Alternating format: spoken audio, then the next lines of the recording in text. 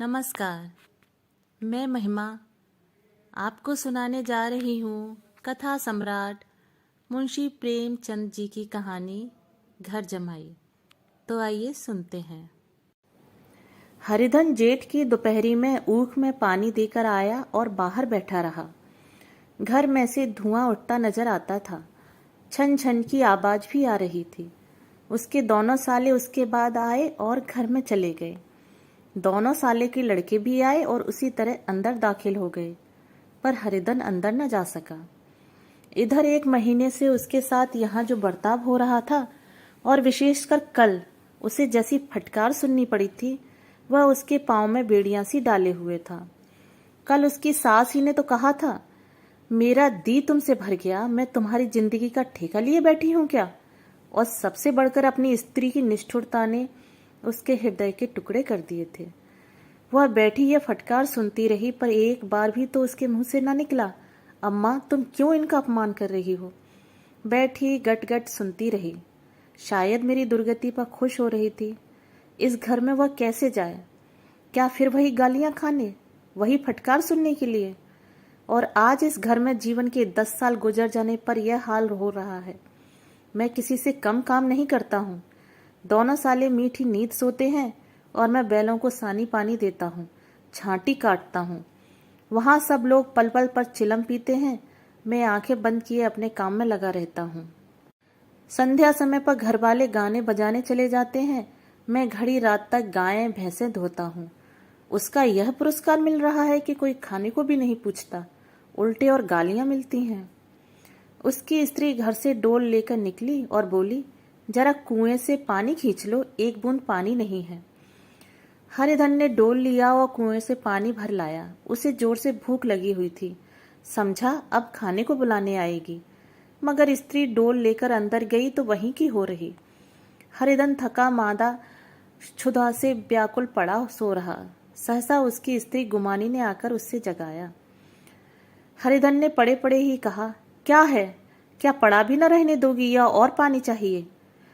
गुमानी कटु स्वर में बोली, गुर्राते क्यों हो? खाने को बुलाने आई हूं। हरिधन ने देखा उसके दोनों साले और बड़े साले के दोनों लड़के भोजन किए चले जा रहे हैं। उसकी देह में आग लग गई। मेरी अब यह नौबत आ पहुंची कि इन लोगों के साथ बैठकर खा भी नहीं सकता। मैं इनकी जूठी थाली चाटने वाला हूं। मैं इनका कुत्ता हूं जिसे खाने के बाद टुकड़ा रोटी डाल दी जाती है। यही घर है जहां आज से 10 साल पहले उसका कितना आदर सत्कार होता था। साले गुलाम बने रहते थे, सास मुंह जोती रहती थी, स्त्री पूजा करती थी। तब उसके पास रुपए थे, जायदाद थी। अब वह दरिद्र है। उसकी सारी जायदाद तो इन्हीं लोगों ने कूड़ा कर दिया। अब रोटियों के भी लाले हैं। उसके जी में एक ज्वाला सी उठी कि इसी वक्त अंदर जाकर सास को और साली को भिगो भिगो कर लगाए, पर जब्त करके रह गया। पड़े पड़े बोला, मुझे भूख नहीं है, आज नहीं खाऊंगा। गुमानी ने कहा, न खाओगे मेरी बला से। हाँ नहीं तो खाओगे, तुम्हारे ही पेट में जाएगा, कुछ मेरे पेट में थोड़े ही जाएगा। हरिधन का क्रोध आंसू बन गया। यह मेरी स्त्री है जिसके लिए मैंने अपना सर्वस्व मिट्टी में मिला दिया। मुझे उल्लू बनाकर यह सब मुझे अब निकाल देना चाहते हैं। वह अब कहाँ जाए, क्या करे? उसकी सास आकर बोली, चलकर खा क्यों नहीं लेते जी? रूठते किस पर हो? यहाँ तुम्हारे नखरे सहने का किसी में बूता नहीं है। जो देते हैं वह मत देना, और क्या करोगे? तुमसे बेटी ब्याही है, कुछ तुम्हारी जिंदगी का ठेका नहीं लिया है। हरिधन ने मर्माहत होकर कहा, हाँ अम्मा, मेरी भूल थी कि मैं यही समझ रहा था। अब मेरे पास क्या है कि तुम मेरी जिंदगी का ठेका लोगी? जब मेरे पास धन भी था तब सब कुछ आता था। अब दरिद्र हूं, तुम क्यों बात पूछोगी? बूढ़ी सास भी मुंह फुलाकर भीतर चली गई। बच्चों के लिए बाप एक फालतू सी चीज, एक बिलास की वस्तु है, जैसे घोड़े के लिए चने या बाबुओं के लिए मोहन भोग। मोहन भोग उम्र भर न मिले तो किसका नुकसान है, मगर एक दिन रोटी दाल के दर्शन न हो तो फिर देखिए क्या हाल होता है। पिता के दर्शन कभी कभी शाम सवेरे हो जाते हैं। वह बच्चे को उछालता है, दुलारता है, कभी गोद में लेकर या उंगली पकड़कर सैर कराने ले जाता है, और बस यही उसके कर्तव्य की इति है। वह परदेश चला जाए, बच्चे को परवाह नहीं होती, लेकिन माँ तो बच्चे का सर्वस्व है। बालक 1 मिनट के लिए भी उसका वियोग नहीं सह सकता। पिता कोई हो उसे परवाह नहीं, केवल एक उछालने कुदाने वाला आदमी होना चाहिए। लेकिन माता तो अपनी होनी चाहिए, 16 आने अपने, वही रूप, वही रंग, वही प्यार, वही सब कुछ। वह अगर नहीं है तो बालक के जीवन का स्रोत मानो सूख जाता है। फिर वह शिव का नंदी है, पर फूल या जल चढ़ाना लाजमी नहीं, अख्तियारी है। हरिधन की माता का आज 10 साल हुए देहांत हो गया था। उस वक्त उसका विवाह हो चुका था। वह 16 साल का कुमार था। पर माँ के मरते ही उसे मालूम हुआ कि मैं कितना निस्सहाय हूँ, जैसे उस घर पर उसका अधिकार ही न रहा हो। बहनों के विवाह हो चुके थे, भाई कोई दूसरा न था। बेचारा अकेले घर में जाते भी डरता था। माँ के लिए रोता था, पर माँ की परछाई से डरता था। जिस कोठरी में उसने देह त्याग किया था, उधर आंखें तक न उठाता था। घर में एक बुआ थी, वह हरिधन को बहुत दुलार करती। हरिधन को अब दूध ज्यादा मिलता, काम भी कम करना पड़ता। बुआ बार बार पूछती, बेटा कुछ खाओगे? बाप भी अब उसे ज्यादा प्यार करते। उसके लिए एक अलग गाय मंगवा दी। कभी कभी उसे कुछ पैसे देते, जैसे चाहे खर्च करे। पर इन मरहमों से वह घाव न पूरा होता था जिसने उसकी आत्मा को आहत कर दिया था। वह दुलार और प्यार बार बार माँ की याद दिलाता। माँ की घुड़कियों में जो मजा था, वह क्या इन दुलार में था? माँ से मांग कर, लड़कर, ठुनक कर, रूठ कर लेने में जो आनंद था, वह क्या भिक्षादान में था? पहले वह स्वस्थ था, मांग मांग कर खाता था, लड़ लड़ कर खाता। अब वह बीमार था, अच्छे से अच्छे पदार्थ उसे दिए जाते थे, पर भूख न थी। साल भर तक वह इसी दशा में रहा। फिर दुनिया बदल गई। एक नई स्त्री, जिसे लोग उसकी माता कहते थे, उसके घर में आई और देखते देखते एक काली घटा की तरह उसके संकुचित भूमंडल पर छा गई। सारी हरियाली, सारे प्रकाश पर अंधकार का पर्दा पड़ गया। हरिधन ने इस नकली माँ से बात तक न की, कभी उसके पास न गया। एक दिन घर से निकला और ससुराल चला आया। बाप ने बार बार बुलाया, पर उसके जीते जी फिर वह उस घर में न गया। जिस दिन उसके पिता के देहांत की सूचना मिली, उसे एक प्रकार का ईर्ष्यामय हर्ष हुआ। उसकी आंखों में एक आंसू की बूंद भी न आई। इस नए संसार में आकर हरिधन को एक बार फिर मात्र स्नेह का आनंद मिला। उसकी सास ने ऋषि वरदान की भांति उसके शून्य जीवन को विभूतियों से परिपूर्ण कर दिया। मरुभूमि में हरियाली उत्पन्न हो गई। सालियों की चुहल में, सास के स्नेह में, सालों के बाक विलास में और स्त्री के प्रेम में उसके जीवन की सारी आकांक्षाएं पूरी हो गईं। सास कहती, बेटा तुम इस घर को अपना ही समझो, तुम ही मेरे आंखों के तारे हो। वह उससे अपने लड़कों की, बहुओं की शिकायत करती। वह दिल में समझता, सास जी मुझे अपने बेटों से भी ज्यादा चाहती हैं। बाप के मरते ही वह घर गया और अपने हिस्से की जायदाद को कूड़ा करके रुपयों की थैली फिर ले आया। अब उसका दूना आदर सत्कार होने लगा। उसने अपनी सारी संपत्ति सास के चरणों पर अर्पण करके अपने जीवन को सार्थक कर दिया। अब तक उसे कभी कभी घर की याद आ जाती थी, अब भूल कर भी उसकी याद न आती, मानो वह उसके जीवन का कोई भीषण कांड था जिसे भूल जाना ही उसके लिए अच्छा था। वह सबसे पहले उठता, सबसे ज्यादा काम करता। उसका मनोयोग, उसका परिश्रम देखकर गांव के लोग दांतों तले उंगली दबाते थे। उसके ससुर का भाग्य बखारते, जिसे ऐसा दामाद मिल गया। लेकिन ज्यों ज्यों दिन गुजरते गए, उसका मान सम्मान घटता गया। पहले देवता था, फिर घर का आदमी, अंत में घर का दास हो गया। रोटियों में भी बाधा पड़ गई, अपमान होने लगा। अगर घर के लोग भूखे मरते और साथ ही उसे भी मरना पड़ता तो उसे जरा भी शिकायत न होती। लेकिन जब वह देखता और लोग मूंछों पर ताव दे रहे हैं और केवल मैं ही दूध की मक्खी बना दिया गया हूं, तो उसके अंतस्थल से एक लंबी ठंडी आह निकल जाती। अभी उसकी उम्र कुछ 25 साल की तो थी। इतनी उम्र इस घर में कैसे गुजरेगी? और तो और उसकी स्त्री ने भी आंखें फेर ली। यह उस विपत्ति का सबसे क्रूर दृश्य था। हरिधन को उधर भूखा प्यासा चिंता दाह में जल रहा था, इधर घर में सास जी और दोनों सालों में बातें हो रही थी। गुमानी भी हाँ में हाँ मिलाती जाती थी। बड़े साले ने कहा, हम लोगों की बराबरी करते हैं, यह नहीं समझते कि किसी ने उसकी जिंदगी भर का बीड़ा थोड़े ही लिया है। 10 साल हो गए, इतने दिनों में क्या 2-3 हजार रुपए ना हड़प गए होंगे। छोटे साले ने कहा, मजूर हो तो आदमी घुड़के भी डांटे भी, अब इनसे क्या कहें, न जाने इनसे कब पिंड छूटेगा भी या नहीं। अपने दिल में समझते होंगे मैंने 2 हजार रुपए नहीं दिए हैं, यह नहीं समझते कि उनके 2 हजार रुपए कब के उड़ चुके हैं। 1.25 सेर तो 1 जून को चाहिए। सास गंभीर भाव में बोली, बड़ी भारी खुराक है। गुमानी माता के सिर से जूं निकाल रही थी, सुलगते हुए हृदय से बोली, निकम्मे आदमी को खाने के सिवा और काम ही क्या रहता है। बड़े खाने की कोई बात नहीं, जिसको जितनी भूख हो उतना खाए, लेकिन कुछ पैदा करना चाहिए। यह नहीं समझते कि पहुनई में किसी के दिन कटे हैं। छोटे मैं तो 1 दिन कहूंगा, अब आप अपनी राह लीजिए, अपना कर्जा नहीं खाया है। गुमानी घर वालों की ऐसी बातें सुनकर अपने पति से द्वेष करने लगी थी। अगर वह बाहर से 4 पैसे लाता तो इस घर में उसका कितना मान सम्मान होता, वह भी रानी बनकर रहती। न जाने क्यों कहीं बाहर जाकर कमाते उसकी नानी मरती है। गुमानी की मनोवृत्तियां अभी तक बिल्कुल बालपन की सी थीं।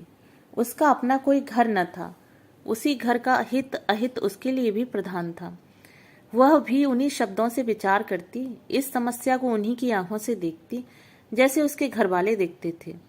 सच तो है, 2 हजार रुपए में क्या किसी को मोल ले लेंगे। 10 साल में 2 हजार रुपए होते ही क्या हैं।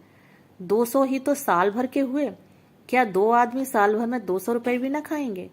फिर कपड़े लत्ते दूध घी सब कुछ तो है। 10 साल हो गए, एक पीतल का छल्ला नहीं बना। घर से निकलते तो जैसे इनके प्राण निकलते हैं। जानते हैं जैसे पहले पूजा होती थी वैसे ही जन्म भर होती रहेगी। यह नहीं सोचते कि पहले और बात थी और अब और बात है। बहू ही पहले ससुराल जाती है तो उसका कितना महात्म होता है। उसके डोली से उतरते ही बाजे बजते हैं, गांव मोहल्ले की औरतें उसका मुंह देखने आती हैं और रुपए देती हैं। महीनों उसे घर भर में अच्छा खाने को मिलता है, अच्छा पहनने को, कोई काम नहीं लिया जाता। लेकिन 6 महीने बाद कोई उसकी बात भी नहीं पूछता, वह घर भर की लौंडी हो जाती है। उनके घर में मेरी तो वही गति होगी, फिर काहे को रोना। जो यह कहो कि मैं तो काम करता हूं तो तुम्हारी भूल है। मजूर और बात है, उसे आदमी डांटता भी है, मारता भी है, जब चाहता है रखता है, जब जी चाहता है निकाल देता है, कसकर काम लेता है। यह नहीं कि जब जी में आया कुछ काम किया, जब जी में आया पढ़कर सो रहे। हरिधन भी पड़ा अंदर ही अंदर सुलग रहा था कि दोनों साले बाहर आए और बड़े साहब बोले, भैया उठो, तीसरा पहर ढल गया, कब तक सोते रहोगे, सारा खेत पड़ा है। हरिधन चट से उठ बैठा और तीव्र स्वर में बोला, क्या तुम लोगों ने मुझे उल्लू समझ लिया है। दोनों साले हक्का बक्का हो गए। जिस आदमी ने कभी जबान नहीं खोली, हमेशा गुलामों की तरह हाथ बांधे हाजिर रहा, वह आज एकाएक इतना आत्माभिमानी हो गया। यह उनको चौंका देने के लिए काफी था। कुछ जवाब न सूझा।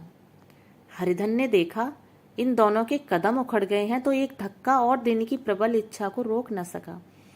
उसी ढंग से बोला, मेरी भी आंखें हैं, अंधा नहीं हूं, ना बहरा हूं। छाती फाड़कर काम करूं और उस पर भी कुत्ता समझा जाऊं, ऐसे गधे कहीं और होंगे। अब बड़े साले भी गरम पड़े, तुम्हें किसी ने यहाँ बांध तो नहीं रखा है।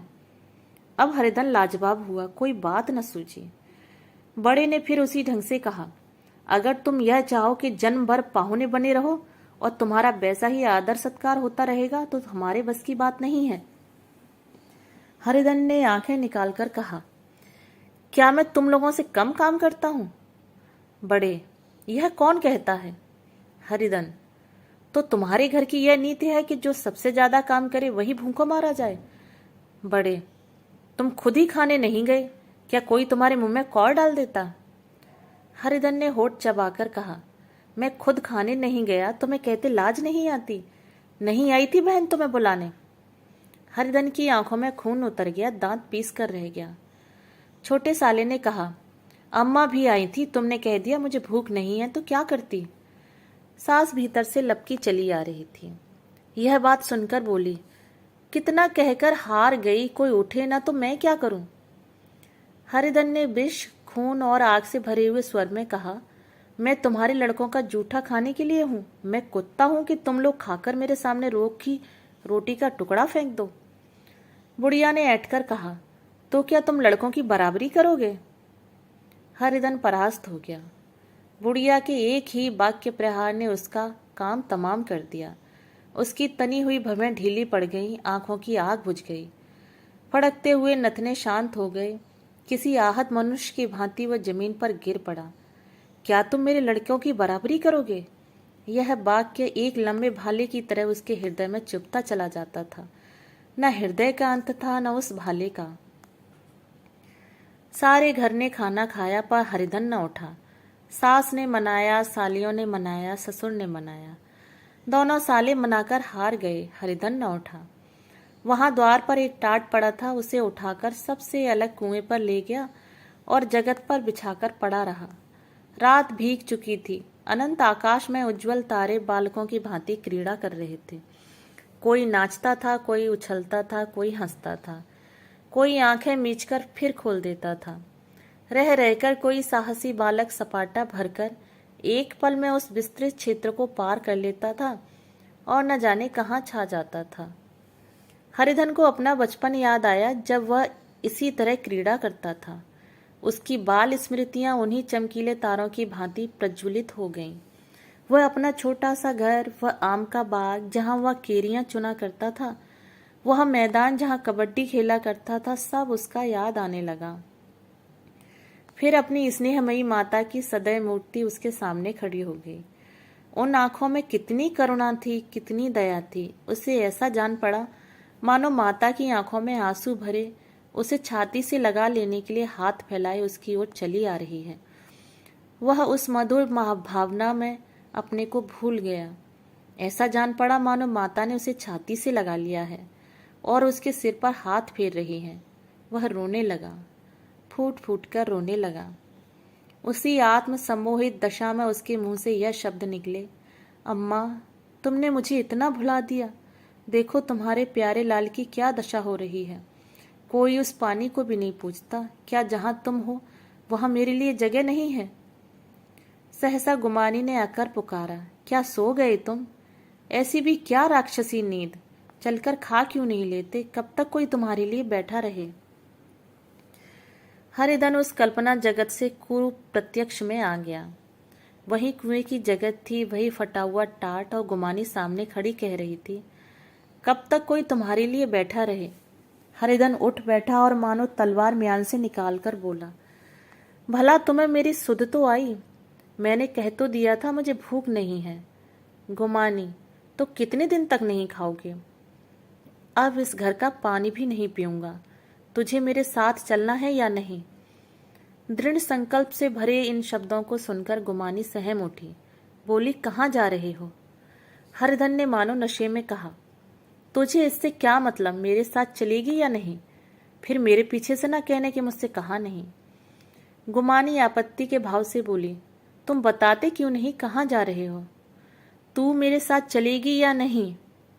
जब तक बता न दोगे मैं नहीं जाऊंगी। तो मालूम हो गया कि तू नहीं जाना चाहती। मुझे इतना ही पूछना था, नहीं तो अब तक मैं आधी दूर निकल गया होता। यह कहकर उठा और अपने घर की ओर चला। गुमानी पुकारती रही, सुन लो सुन लो, पर उसने फिर पलटकर न देखा। 30 मील की मंजिल हरिधन ने 5 घंटों में तय की। जब वह अपने गांव की अमराइयों के सामने पहुंचा तो उसकी मातृभावना उषा की सुनहरी गोद में खेल रही थी। उन वृक्षों को देखकर उसका बेहवल हृदय नाचने लगा। मंदिर का सुनहरा कलश देखकर वह इस तरह दौड़ा मानो एक छलांग में उसके ऊपर जा पहुंचेगा। वह वेग में दौड़ा जा रहा था मानो उसकी माता गोद फैलाए उसे बुला रही हो।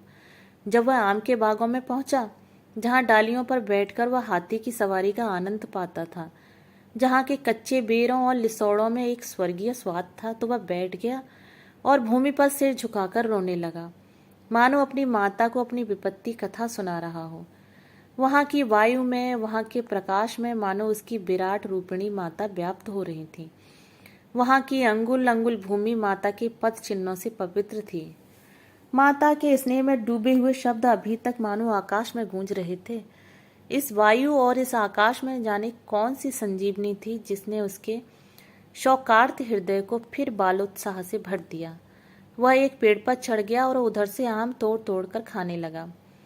सास के वह कठोर शब्द, स्त्री का वह निष्ठुर आघात, वह सारा अपमान उसे भूल गया। उसके पांव फूल गए थे, तलवों में जलन हो रही थी, पर इस आनंद में उसे किसी बात का ध्यान न था।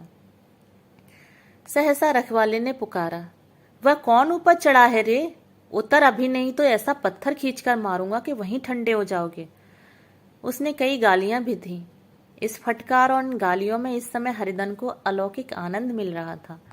वह डालियों में छिप गया, कई आम काटकर नीचे गिराए और जोर से ठट्टा मारकर हंसा। ऐसी उल्लास से भरी हुई हंसी उसने बहुत दिनों से न हंसी थी। घर वाले को यह हंसी परिचित मालूम हुई, मगर हरिधन यहाँ कहाँ? वह ससुराल की रोटियां तोड़ रहा है। कैसा हंसोड़ा था, कितना चिपिल्ला! न जाने बेचारे का क्या हाल हुआ। पेड़ की डाल से तालाब में कूद पड़ता था। अब गांव में ऐसा कौन है? डांट कर बोला, वहां से बैठे बैठे हंसोगे तो आकर सारी हंसी निकाल दूंगा, नहीं तो सीधे उतर आओ। वह गालियां देते जा रहा था कि एक गुठली आकर उसके सिर पर लगी।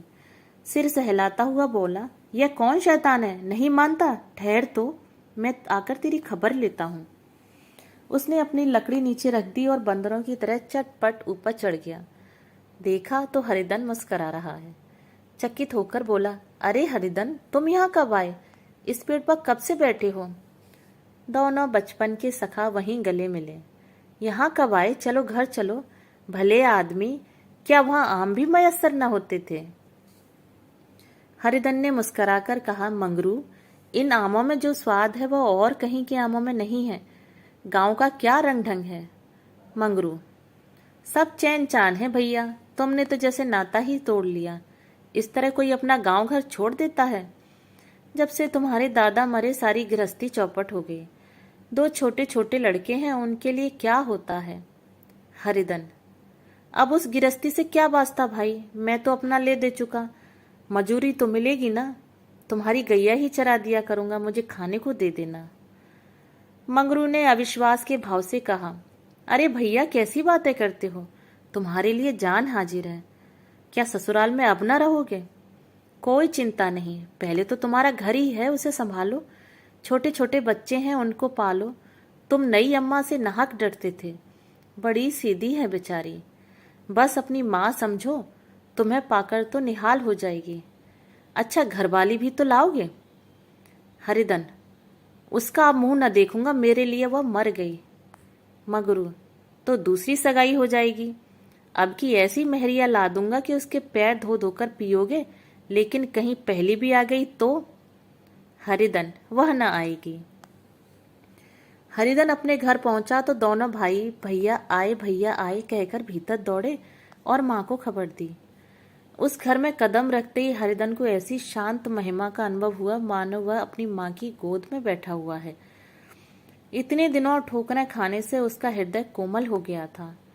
जहाँ पहले अभिमान था, आग्रह था, हेकड़ी थी, वहाँ अब निराशा थी, पराजय और याचना थी। बीमारी का जोर कम हो चला था, अब वह मामूली दवा भी असर कर सकती थी। किले की दीवारें छिद चुकी थीं, अब उसमें घुस जाना असाध्य न था। वही घर जिससे वह एक दिन विरक्त होकर गया था, अब गोद फैलाए उसे आश्रय देने को तैयार था। हरिधन का निर्बलम मन यह आश्रय पाकर मानो तृप्त हो गया। शाम को विमाता ने कहा, बेटा, तुम घर आ गए, हमारा धन्य भाग। अब इन बच्चों को पालो। माँ का नाता न सही, बाप का नाता तो है ही। मुझे एक रोटी दे देना, खाकर एक कोने में पड़ी रहूंगी। तुम्हारी अम्मा से मेरी बहन का नाता है, उस नाते से तुम मेरे लड़के होते हो। हरिधन ने मात्र बेहवल आंखों से विमाता के रूप में अपनी माता के दर्शन किए। घर के एक एक कोने से मात्र स्मृतियों की छटा चांदनी की भांति छिटकी हुई थी। विमाता का प्रौढ़ मुखमंडल भी उसी छटा से रंजित था। दूसरे दिन हरिधन फिर कंधे पर हल रखकर खेत को चला। उसके मुख पर उल्लास था और आंखों में गर्व। अब वह किसी का आश्रित नहीं, आश्रयदाता था। किसी के द्वार का भिक्षुक नहीं, घर का रक्षक था। एक दिन उसने सुना, गुमानी ने दूसरा घर कर लिया। माँ से बोला, तुमने सुना काकी, गुमानी ने घर कर लिया। काकी ने कहा, घर क्या कर लेगी, ठट्टा है। बिरादरी में ऐसा अंधेर, पंचायत नहीं अदालत तो है। हरिधन ने कहा, नहीं काकी, बहुत अच्छा हुआ। ला महावीर जी को लड्डू चढ़ाऊं। मैं तो डर रहा था कहीं मेरे गले ना आ पड़े। भगवान ने मेरी सुन ली। मैं वहां से यही ठानकर चला था, अब उसका मुंह ना देखूंगा। कहानी सुनने के लिए धन्यवाद।